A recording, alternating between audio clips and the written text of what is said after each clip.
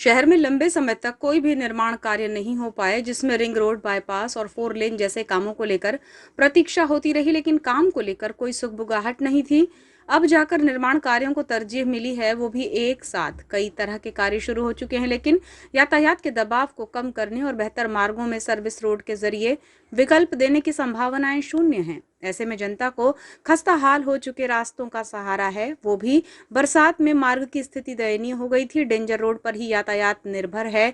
यही वजह है कि सड़क गड्ढों की वजह से दम तोड़ चुकी है, जहां से आवाजाही करना लोगों की मजबूरी है।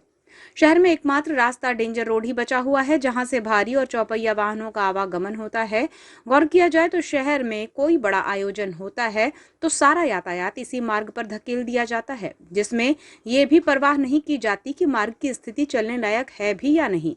जनप्रतिनिधियों ने भी इस मार्ग की सुध लेने के लिए अधिकारियों को कई बार कहा है, लेकिन मार्ग की मरम्मत नहीं की जा सकी है।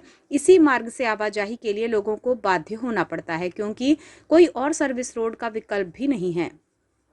नवेगांव से गोंगलई और गायखुरी होते हुए शहर में वाहनों का प्रवेश होता है, जबकि इसी मार्ग से आने जाने पर डेंजर रोड होते हुए वैनगंगा नदी के पुल तक आवागमन चलता है। गोंदिया और लांजी की दिशा में जाने वाली यात्री बसें भी इसी रूट पर चल रही हैं। जानकारों का कहना है कि प्रशासन को पहले सर्विस रोड के रूप में बेहतर मार्ग का विकल्प आवाजाही के दृष्टिकोण से जनता को देना चाहिए, ताकि सुगमता हो सके। इसके बाद ही गर्रा रेलवे क्रॉसिंग पर आवागमन को बंद किया जाना चाहिए। बीते दिनों प्रशासनिक अमले ने निरीक्षण कर इस मार्ग को चौपहिया और भारी वाहनों के लिए चलाए जाने पर रोक लगाने के संकेत दिए हैं।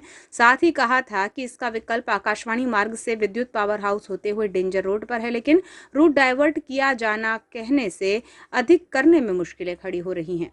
पहले से ही इस मार्ग पर यातायात का अत्यधिक दबाव है और ऐसे में गर्रा रोड को बंद किया जाना आम जनों के लिए भारी तकलीफ देह साबित होगा। नवेगांव से गोंगलई होते हुए गायखुरी चौक और यहां से आगे निकलकर डेंजर रोड, इस मार्ग की दशा इतनी खराब हो चुकी है कि कई स्थानों पर बड़े बड़े गड्ढे उभर आए हैं। वर्षाकाल के दिनों में इस मार्ग पर हादसे ज्यादा होने लगे थे, फिर भी कोई विकल्प न होने की वजह से इसी मार्ग पर आवाजाही चलती रही। हालांकि मार्ग की मरम्मत करते हुए इसे चलने योग्य बनाया जा सकता है, लेकिन इस दिशा में भी कोई प्रयास नहीं किए जाने की वजह से इस मार्ग पर धूल का गुबार, गड्ढे और जान का जोखिम बना रहता है।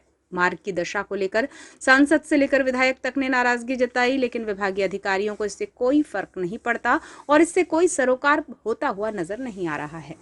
जानकारों का कहना है कि यदि गंभीरता होती तो मार्ग की ये अवस्था नहीं होती। दूसरी ओर अंडरपास का निर्माण भी पूरा नहीं हो सका है। ओवरब्रिज बनने से सुकून में जनता बेदर्द रास्तों का सफर करने के लिए मजबूर है, सिर्फ इस आस में कि ओवरब्रिज बनने के बाद तकलीफें कुछ कम हो सकेंगी।